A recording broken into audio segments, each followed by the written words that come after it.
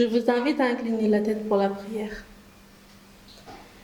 Notre Père, notre Dieu, merci pour ce sabbat que tu nous as donné et merci pour ce moment de louange, ce moment de prière et ce moment où nous sommes tous là avec toi, Seigneur, pour te louer. Bénis-nous encore et envoie-nous tes anges, ton Esprit Saint, Seigneur, pour commencer cette journée de sabbat avec toi, Seigneur. Au nom de Jésus, Amen. Bonjour, je vous souhaite un excellent sabbat. Bienvenue sur le site de l'Église adventiste du 7e jour de Mayotte. Nous allons laisser place au moment de louange.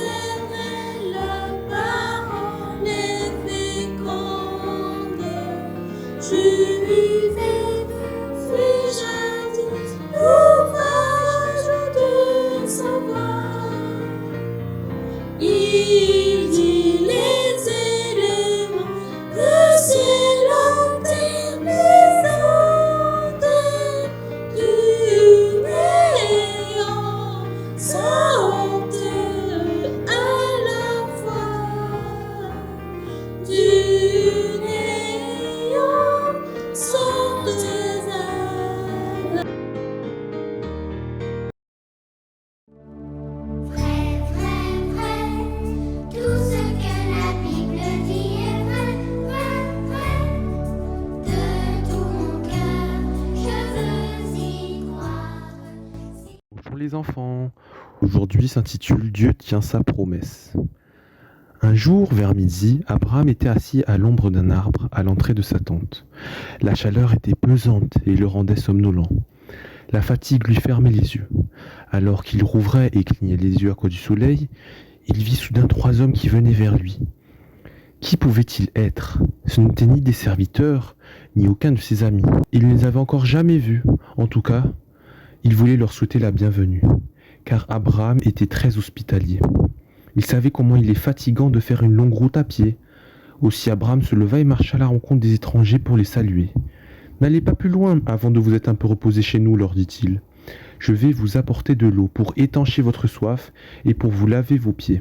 Installez-vous confortablement sous cet arbre, je vous donnerai quelque chose à manger, afin que vous repreniez des forces avant de continuer votre voyage. » Les 3 hommes étaient d'accord et ils le remercièrent.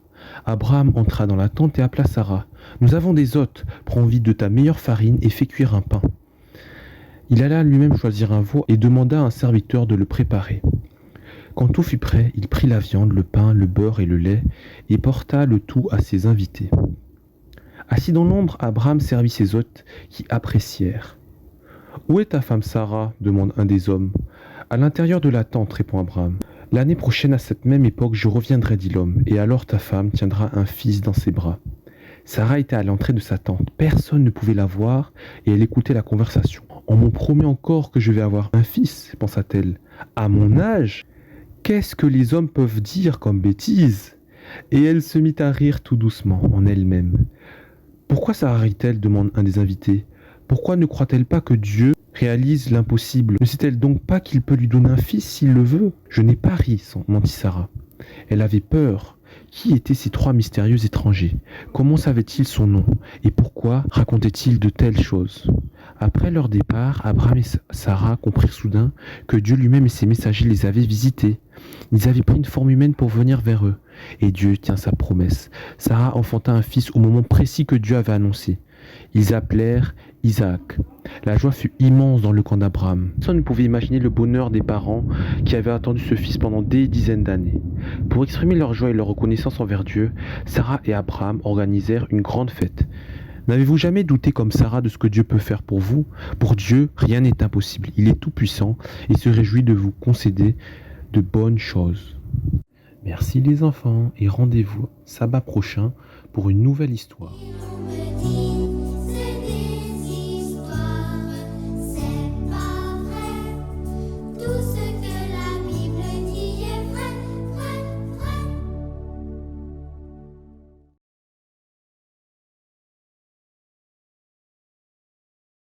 Je vous invite à ouvrir vos Bibles au psaume d'adoration, psaume 150. Louez l'Éternel, louez Dieu dans son sanctuaire, louez-le dans l'étendue où éclate sa puissance. Louez-le pour ses hauts faits, louez-le selon l'immensité de sa grandeur. Louez-le au son de la trompette, louez-le avec le luth et la harpe. Louez-le avec le tambourin et avec des danses, louez-le avec les instruments à cordes et le chalumeau. Louez-le avec les cymbales sonores, louez-le avec les cymbales retentissantes. Que tous ceux qui respirent louent l'Éternel, louez l'Éternel.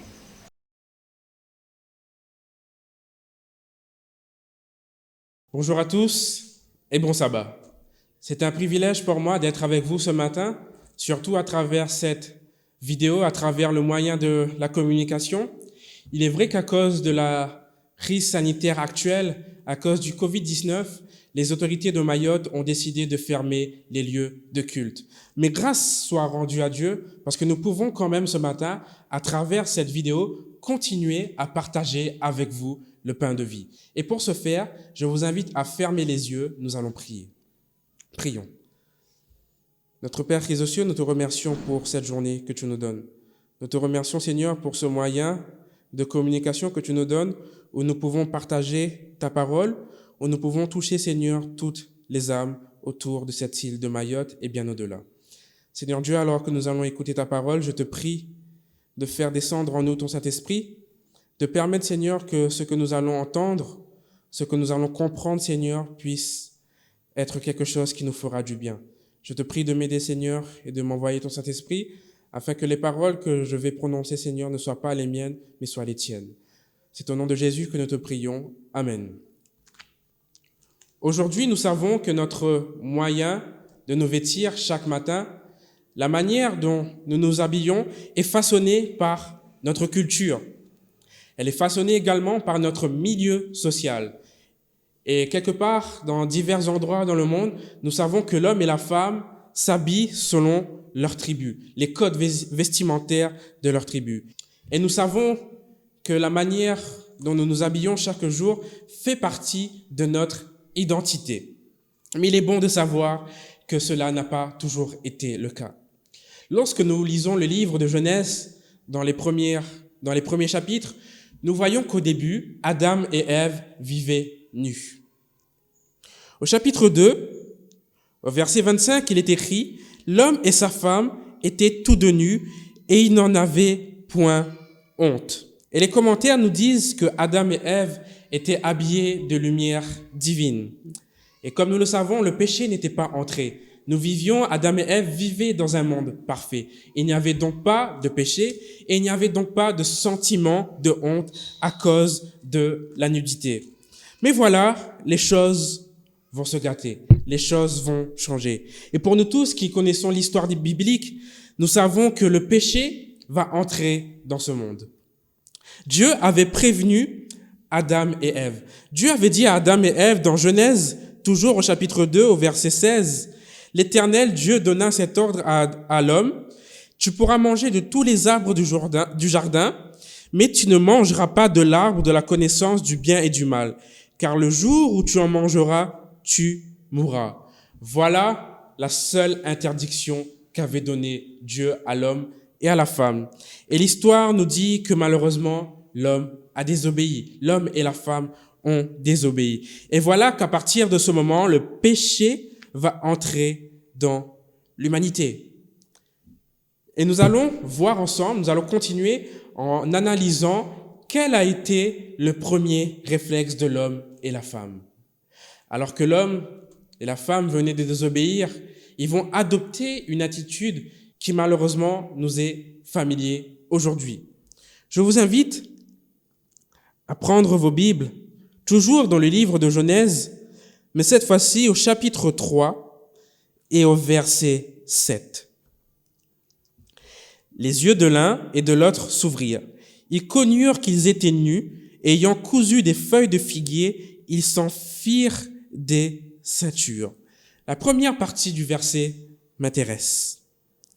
Les yeux de l'un et de l'autre s'ouvrirent, ils connurent qu'ils étaient nus. Donc, qu'est-ce que la Bible nous dit ici? C'est que l'homme va découvrir le péché. L'homme va découvrir le sentiment de honte à cause de sa nudité. Et nous voyons que l'homme va tout de suite chercher le meilleur moyen, selon lui, de couvrir cette honte.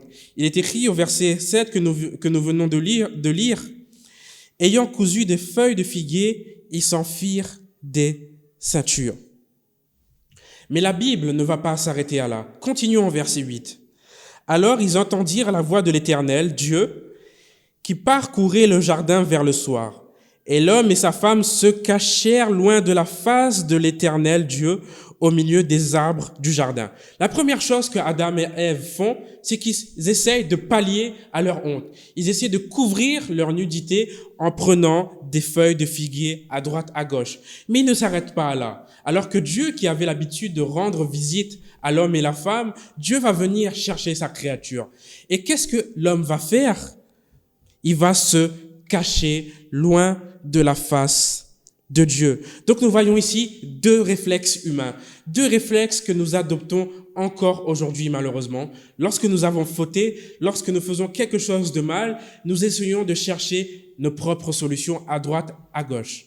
Et au lieu d'aller directement vers Dieu, nous nous cachons loin de sa face.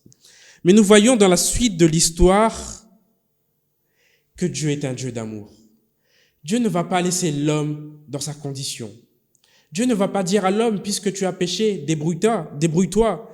Mais regardez ce que Dieu va faire. À partir du verset 21 du chapitre 3 de Genèse.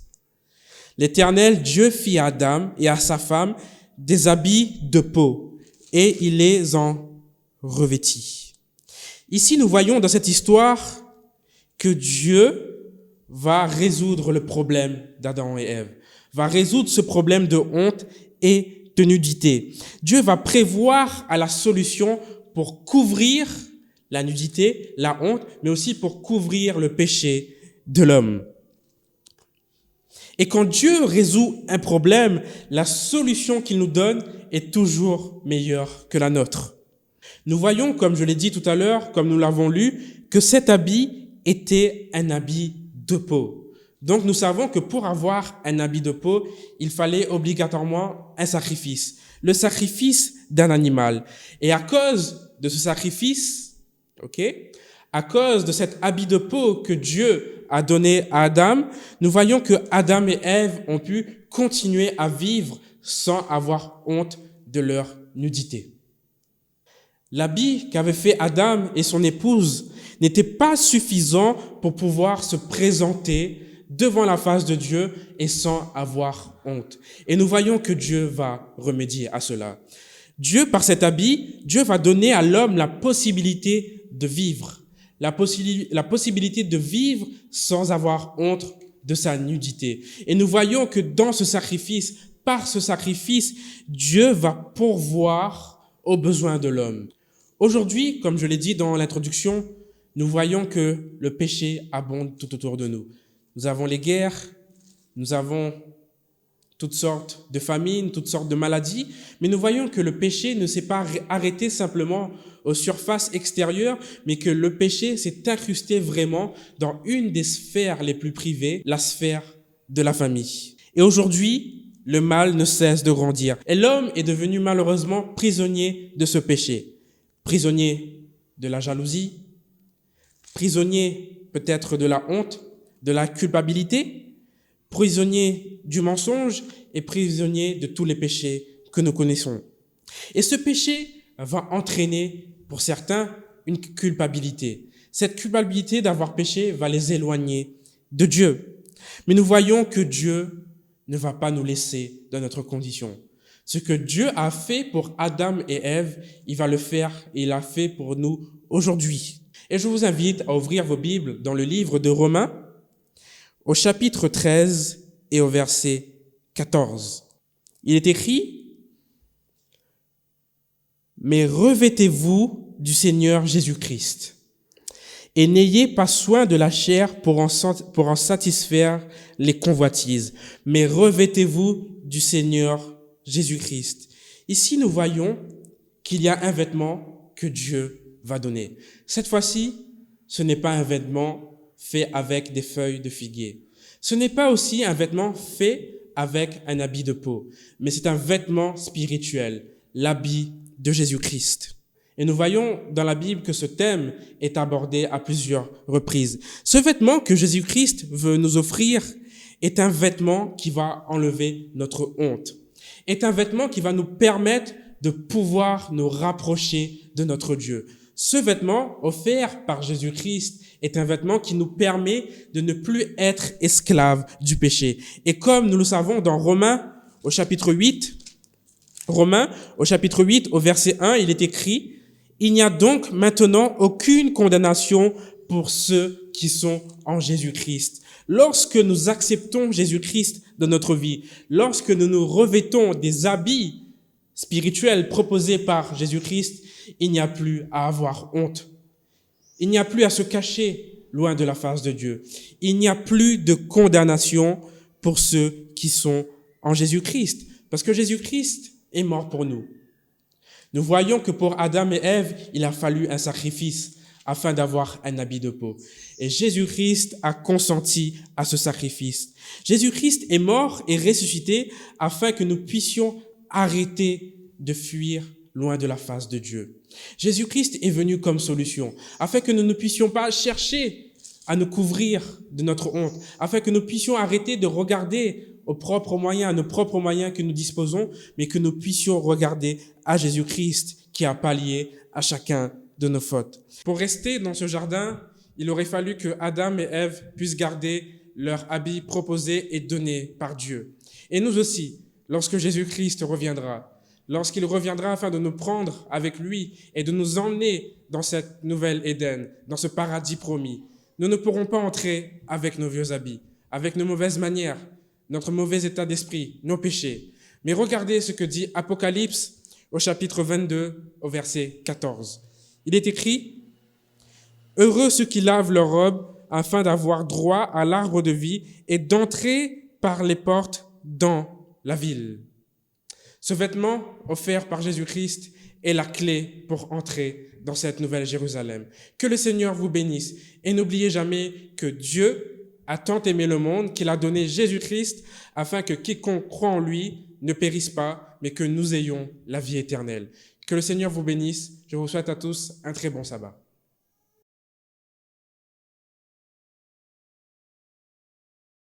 Jésus par ton sang précieux.